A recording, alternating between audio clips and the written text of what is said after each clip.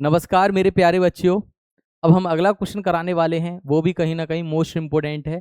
ठीक है, 3 चैप्टर का यानी 3.2 का क्लास 10th मैथ का। तो इस सवाल को आप लोग अच्छे तरीके से समझने का प्रयास करना है। ठीक है, क्वेश्चन यहाँ पर क्या दे रहा है, क्वेश्चन को समझते हैं। क्वेश्चन क्या है यहाँ पर देखिए, एक नगर में टैक्सी के भाड़े में एक नियत भाड़ा यानी एक फिक्स भाड़ा है। टैक्सी वाले ने एक फिक्स भाड़ा रखा है जिसको हम नियत भाड़ा कहते हैं। जैसे मान के चलो आप कहीं से कहीं जा रहे हैं, उसका किराया है 50 रुपये, ये फिक्स है, इसको हम नियत भाड़ा बोल सकते हैं। क्लियर। लेकिन इस 50 किलोमीटर से 50 रुपये जो लग रहा है कहीं का भाड़ा, लेकिन उससे ज्यादा और कहीं आप तुम जा रहे हो ना, तो उसका अतिरिक्त किराया लगेगा। ठीक है, समझ में आया कि नहीं आया? तो वो किलोमीटर के हिसाब से अतिरिक्त किराया लगेगा। तो 50 रुपये तो ये हो गया, लेकिन अगर और आगे जा रहे हो तो किलोमीटर के हिसाब से अलग से किराया लगेगा, तो वो भी उसमें भाड़े में ऐड किया जाएगा। इसी को ध्यान रखना, तभी आपको टोटल भाड़ा देना पड़ेगा। क्लियर। तो यहाँ पर देखिए, नियत भाड़े के अतिरिक्त चली गई दूरी पर भाड़ा सम्मिलित यानी जोड़ दिया जाएगा। 10 किलोमीटर दूरी के लिए भाड़ा 105 रुपये है तथा 15 किलोमीटर के लिए भाड़ा 155 रुपये है। नियत भाड़ा और प्रति किलोमीटर भाड़ा क्या है? व्यक्ति को 25 किलोमीटर यात्रा करने के लिए कितना भाड़ा देना पड़ेगा? क्लियर। तो बहुत ही अच्छा क्वेश्चन है, बहुत ही सिंपल है। हम लोग मान लेते हैं, माना नियत भाड़ा x रुपये है। क्लियर। उसके बाद मान लेते हैं प्रति किलोमीटर भाड़ा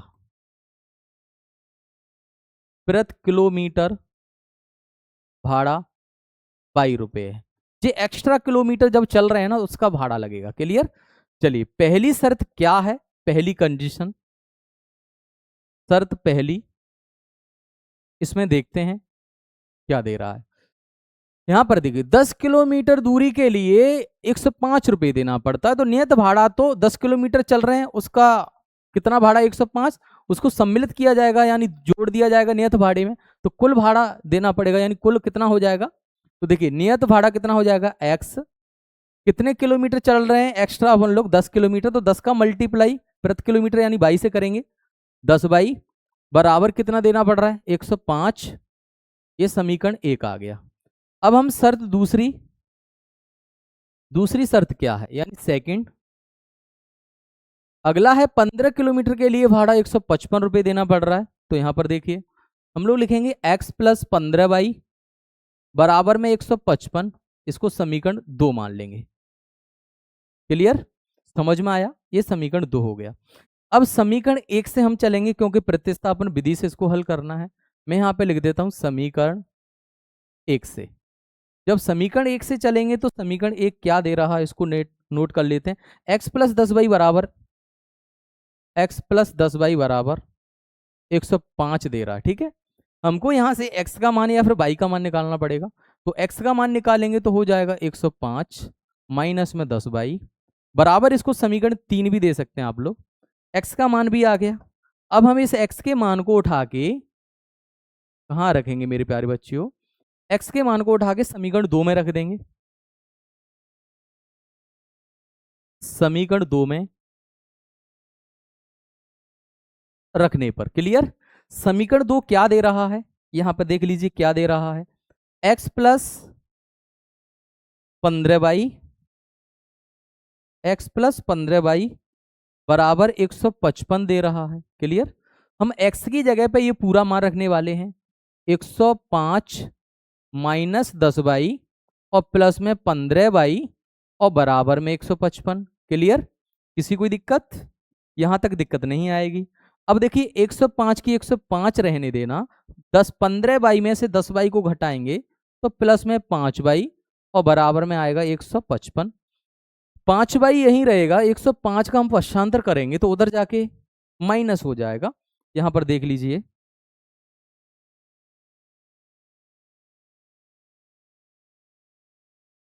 थोड़ा सा आगे हम लोग करा रहे हैं। क्लियर, ठीक है। देखिए क्या दे रहा है यहां, 105 को उधर ले जाएंगे तो बचेगा क्या, 5 बराबर 155 माइनस में 105। देख लो मैंने पश्चांतर कर दिया, यहाँ पे 105 का हमने पश्चांतर किया, उधर जाके माइनस, तो 5 बराबर 155 माइनस 105 यहाँ पे हो जाएगा। क्लियर। अब देखिए 5 घटाएंगे कितना बचेगा, 50 बचेगा। समझ में आया कि नहीं आया? ओके, अब यहां पर देखिएगा 5 बटे में चला जाएगा, 10 आएगा। बाई का मान 10 रुपये निकल रहा है, बाई का मान 10 आ गया, लेकिन बाई के मान को उठा के हमको कहाँ रखना है? समीकरण 3 में रखेंगे तो एक्स का मान निकल के आएगा। बाई का मान समीकरण 3 में रखने पर, क्लियर, समीकरण 3 में रखने पर समीकरण 3 क्या दे रहा है यहां पे देख सकते हैं आप लोग, x बराबर 105 माइनस, x बराबर 105 माइनस कितना दे रहा है देख लीजिए, 10 बाई माइनस 10 बाई, ओके। तो x बराबर 105 माइनस 10 गुणा 10, तो x बराबर 105 माइनस में 100 आएगा। x की वैल्यू निकालेंगे कहीं ना कहीं 5 निकलेगा। समझ में आया? यानी प्रति किलोमीटर जो नियत भाड़ा है वो 5 रुपये है। हम लिखेंगे अतः नियत भाड़ा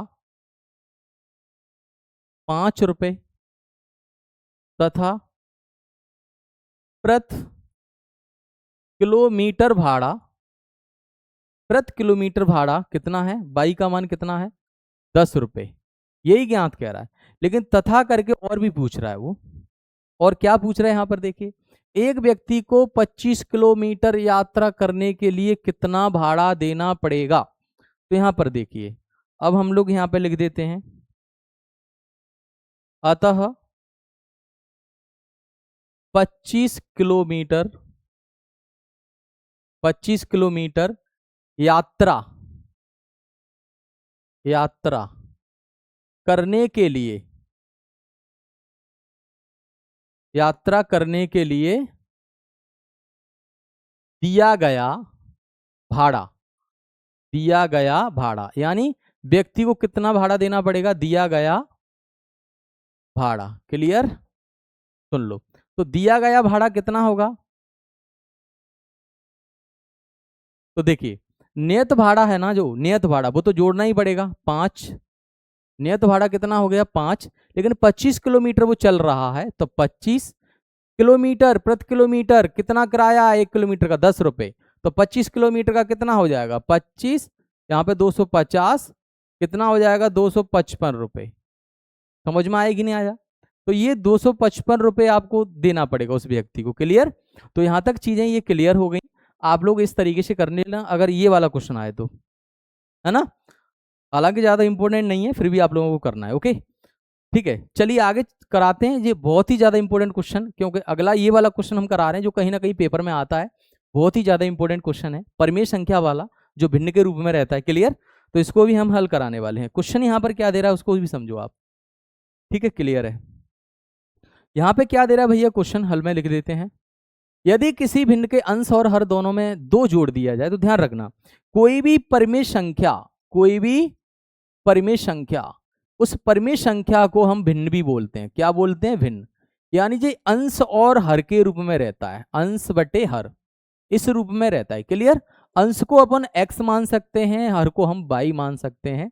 तो अगर हम वो भिन्न मानेंगे ना, तो x और y के रूप में हमको मानना पड़ेगा। तो चलिए यहां पे लिख देते हैं, माना वह भिन्न x बटे y है। क्लियर? हमने भिन्न x बटे y यहां पे मान लिया है। अब शर्त पहली, यानी पहली शर्त क्या है प्रश्नानुसार, ओके। तो शर्त पहली, किसी भिन्न के अंश और हर दोनों में 2 जोड़ दिया जाए तो वह 9/11 हो जाती है। चलिए कितना जोड़ रहे हैं, 2 जोड़ रहे हैं अंश और हर में, दोनों में। तो x में भी 2 जोड़ दो, y में भी 2 जोड़ दो, बराबर 9/11 हो रहा है। कैंची गुणा कर दो, समीकरण बन जाएगा। और जब समीकरण बन जाएगा तो आप आसानी से हल कर सकते हैं। चलिए 11x क्रॉस मल्टीप्लाई 11x 11 दूनी 22, यहाँ पर 9y 9 दूनी 18। क्लियर है? अपन 11x 9y को इधर लेके आएंगे, माइनस 9y बराबर 18, 22 को उधर ले जाओ माइनस में 22। जब घटाएंगे तो 11x बराबर माइनस में 9y बराबर 22 में से 18 माइनस करेंगे, माइनस में 4 बचेगा, -4। ये समीकरण 1 आ गया। ठीक है, तो समीकरण 1। अब हम शर्त सेकंड की बात करें, यानी पुनः प्रश्नानुसार शर्त सेकंड क्या है, क्या कह रहा है भाई शर्त सेकंड में। देखो, यदि अंश और हर दोनों में 3 जोड़ दिया जाए, भाई यहाँ पे 3 जोड़ रहा है, दोनों में कितना जोड़ रहा है 3, कितना बन रहा है 5/6 बन रहा है। चलिए यहाँ पे लिख देते हैं, सुन लो आप लोग, अंश और हर दोनों में 3 जोड़ दिया जाए, x में भी 3 जोड़ दो, हर में भी 3 जोड़ दो, बराबर 5/6 बन रहा है। कैंची गुणा यहाँ पे करना पड़ेगा तभी जाके समीकरण बनेगा। क्लियर है? ओके चलिए, 6x 36 18 5/5 ओके ठीक है। 6x माइनस में 5 बराबर में 15, 18 को उधर ले जाओ -18, 6x माइनस में 5 जब घटाएंगे यहाँ पे तो माइनस में 3 बचने वाला है। कितना बचेगा भैया? माइनस में 3 बचेगा। ये समीकरण तुम्हारा 2 आ गया। अब समीकरण 2 बनेगा, समीकरण 1 बन गया। हमको तो प्रतिस्थापन विधि से हल करना है, तो हम चलते हैं समीकरण 1 से। यहां पे लिख देते हैं समीकरण 1 से। जब समीकरण 1 से चलेंगे तो समीकरण 1 को लिखना पड़ेगा। क्या दे रहा है? 11x minus 9y, 11x minus में 9y बराबर माइनस में 4। ठीक है, तो ये समीकरण हमने यहां से लिख दिया समीकरण 1। ओके, यहां पे क्योंकि प्रतिस्थापन विधि है, प्रतिस्थापन विधि है तो समीकरण 1 से चलना पड़ेगा, समीकरण 2 में मान रख देंगे। चलो आगे बढ़ते हैं अब हम लोग।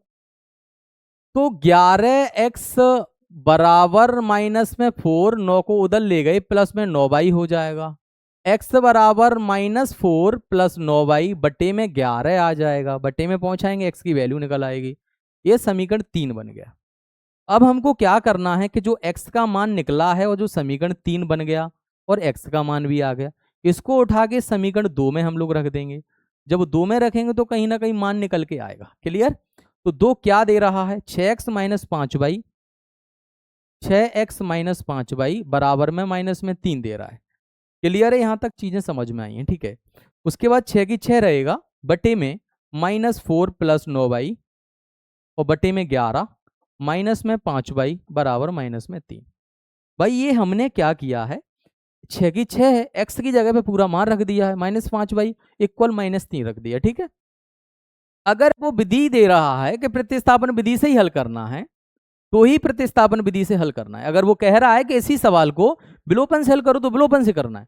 अगर वो कोई भी विधि नहीं दे रहा है, डायरेक्ट कह रहा है कि समीकरण को हल कीजिए, तो चाहे आप प्रतिस्थापन विधि से करो चाहे आप विलोपन विधि से करो, कोई दिक्कत नहीं, आंसर वही निकल के आएगा।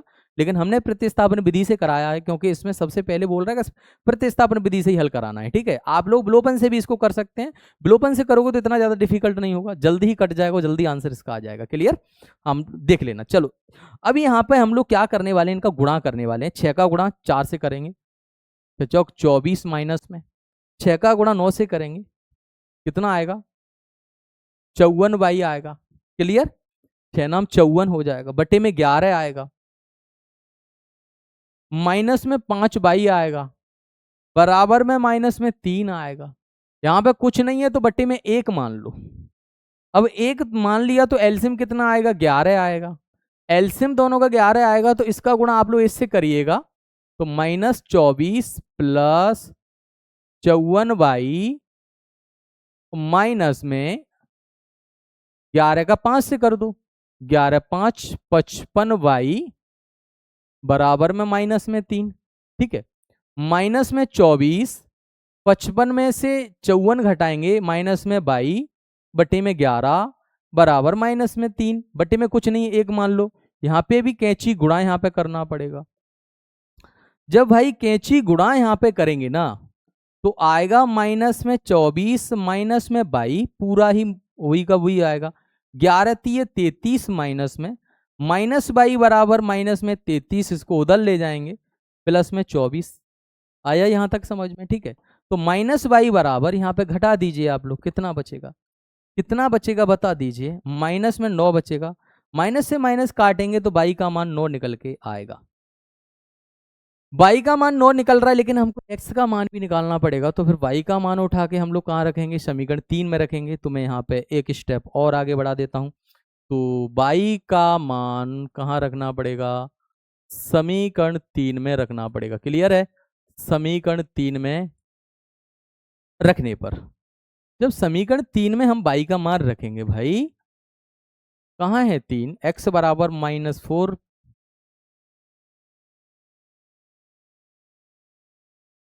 x बराबर -4 प्लस 9y बटे में कितना है, बटे में 11 है, बटे में 11 दे रहा है। ठीक है, समझ में आया? चलो, x बराबर -4 प्लस 9 गुणा 9 बटे में 11, है ना। x बराबर -4, 9 9 में 81 बटे में 11, x बराबर घटाएंगे भैया 77 बटे में 11, 11 सा 77, यानी x की वैल्यू यहाँ पे कितनी निकल रही है, x की वैल्यू निकल रही है 7। जब x की वैल्यू 7 निकल रही है तो भिन्न क्या होगा, अतः करके लिखेंगे, अतः, है ना, अतः वह भिन्न क्या है, वह भिन्न कितना होगा, 7/9 होगा। क्लियर है? तो ये अतः करके आपको लिखना है, तो इस तरीके से हल करना पड़ेगा आपको। क्लियर? तो आ जाएगा, आप लोग इसका स्क्रीनशॉट भी ले सकते हैं। ठीक है, सवाल अच्छा है, पेपर में आ जाता है, लेकिन अगर विधि नहीं दे रहा है, विलोपन विधि से आप करोगे तो बहुत ही सिंपल है, विलोपन विधि से जल्दी निकल के आ जाएगा। ओके, यहाँ तक ये क्लियर हो चुका है। लास्ट का सवाल बचा हुआ है, इसको भी हम लोग कर लेते हैं, जल्दी हल हो जाएगा। ठीक है, इसमें दे रहा है आयु दे रहा है, क्या दे रहा है बच्चों, आयु दे रहा है, आयु उम्र दे रहा है, यानी उम्र ज्ञात करना है। यदि हमको वर्तमान आयु पता है किसी भी व्यक्ति का, किसी भी व्यक्ति की अगर वर्तमान आयु पता है हमको, तो हम लोग उसकी पहले की आयु और बाद की आयु निकाल सकते हैं। ठीक है, तो वर्तमान आयु पता होना जरूरी है। यदि हमको वर्तमान आयु नहीं पता है तो हम वर्तमान आयु क्या करेंगे, मानेंगे। क्लियर? तो यहाँ पर देखिए, जब पूर्व की बात करेगा कि पूर्व, पूर्व माने पहले होता है, तो उसके लिए हम लोग माइनस करेंगे। जब बाद की बात करेगा, पश्चात की बात करेगा, तो वर्तमान में से हम लोग जोड़ देंगे। ठीक है, बाद के लिए। तो 5 वर्ष बाद यहाँ पर बात कर रहा है, जैकब की आयु उसके पुत्र की आयु से 3 गुनी हो जाएगी। 5 वर्ष पूर्व जैकब की आयु उसके पुत्र की आयु की 7 गुनी हो जाएगी। उनकी वर्तमान आयु ज्ञात करो। हमको नहीं पता इनकी वर्तमान आयु क्या है, तो हम लोग लिख देते हैं माना करके, माना जैकब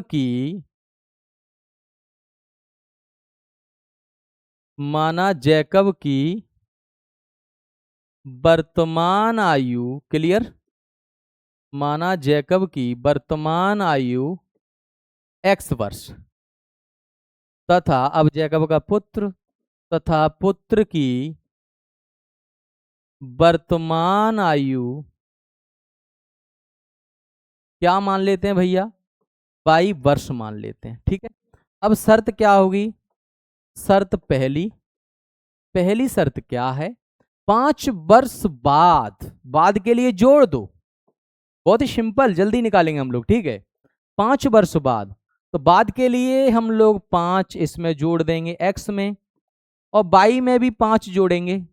ऐसा नहीं है कि पिता की आयु बढ़ रही है, जैकब की आयु बढ़ रही है, पुत्र की आयु नहीं बढ़ रही हो। भाई आयु तो सबकी बढ़ती है, चाहे वो पुत्र हो, चाहे पिता हो, चाहे कोई भी हो, आयु सबकी एक साथ बढ़ती है। ठीक है ना। तो ध्यान रखना, हमने क्या किया, 5 वर्ष बाद, तो 5 वर्ष बाद हमने जैकब की आयु को भी बढ़ा और पुत्र की आयु को भी बढ़ा दिया, यानी 5 5 दोनों में जोड़ दिया। लेकिन आगे चल के कह रहा है कि पुत्र 3 गुनी हो जाएगी, पुत्र की आयु 3 गुनी हो जाएगी, तो हमको इसमें 3 का गुणा करना पड़ेगा। क्लियर? तो 3 का गुणा करेंगे मेरे प्यारे बच्चों, तो x + 5 बराबर 3y और प्लस में 5 15 हो जाएगा। तो अब यहां पर देखिएगा आप लोग क्या निकलने वाला है, तो x प्लस, देखो 3y को इधर लेके आएंगे, -3y बराबर में 15 माइनस में 5, तो x - 3y बराबर में बचेगा 10। ये समीकरण 1 बन गया, समीकरण 1 बन गया। अब हम शर्त दूसरी वाली में चलते हैं भैया। दूसरी वाली शर्त क्या है, समीकरण 1 तो बना दिया, दूसरा भी देखते हैं। अब वो कह रहा है 5 वर्ष पूर्व माने पहले के लिए हम लोग इनकी आयु को माइनस करने वाले हैं, यानी घटा देंगे।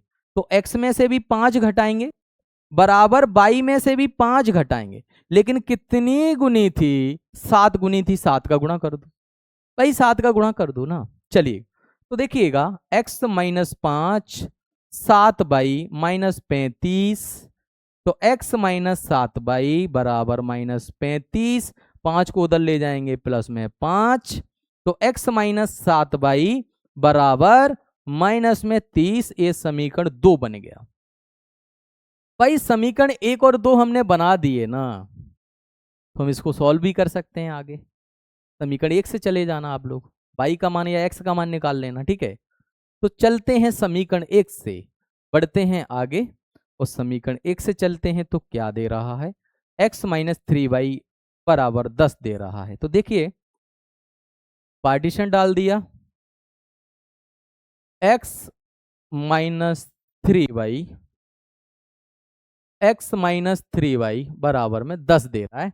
ये समीकरण 1 है ना। हम प्रतिस्थापन विधि से चल रहे हैं, लेकिन हम विलोपन विधि से चलेंगे तो समीकरण 1 व 2 को हल कर देना, तुरंत निकल के आएगा।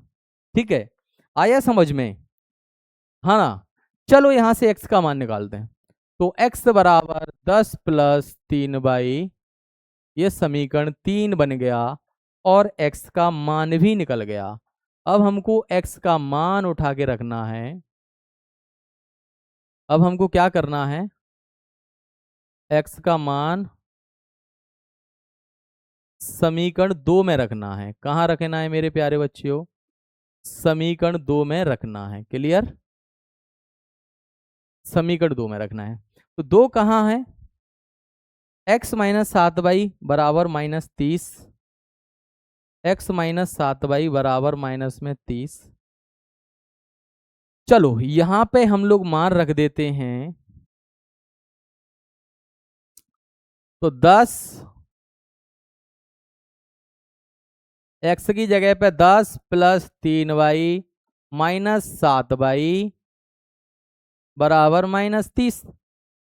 तो 10, 7 में से 3 घटाएंगे -4y बराबर -30, -4y बराबर -30, 10 को उधर ले गए -10, तो -4y बराबर माइनस में 40, माइनस से माइनस कटेगा, 4 कहाँ चला जाएगा, 40 के बटे में 4 चला जाएगा। जब हम भाग देंगे ना निकल के 10 आएगा। y का मान 10 आ रहा है, जब y का मान 10 आ रहा है तो y का मान उठा के कहाँ रखना है, 3 में। y का मान 3 में रखने पर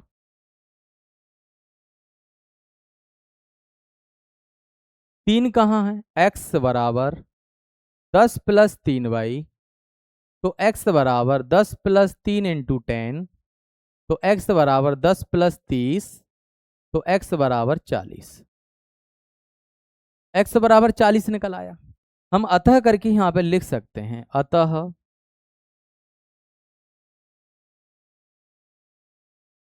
जैकब की वर्तमान आयु 40 वर्ष, ठीक है, तथा पुत्र की वर्तमान आयु, पुत्र की वर्तमान आयु 10 वर्ष। तो इस तरीके से ये सवाल आपको करना है, बहुत ही इंपॉर्टेंट क्वेश्चन है, पेपर में इसके आने के चांस हैं। जैकब और पुत्र वाला क्वेश्चन 100% आएगा, तो आप लोग इसका स्क्रीनशॉट भी ले सकते हैं। इस तरीके से आपको सवाल को हल करना है, बहुत ही सिंपल। हमने 3 ये क्वेश्चन कराए हैं, आप लोग अच्छे तरीके से कर लेना। आगे चल के भी हम इंपॉर्टेंट क्वेश्चन यानी विलोपन विधि से संबंधित क्वेश्चन आपको कराएंगे। Okay, thank you so much.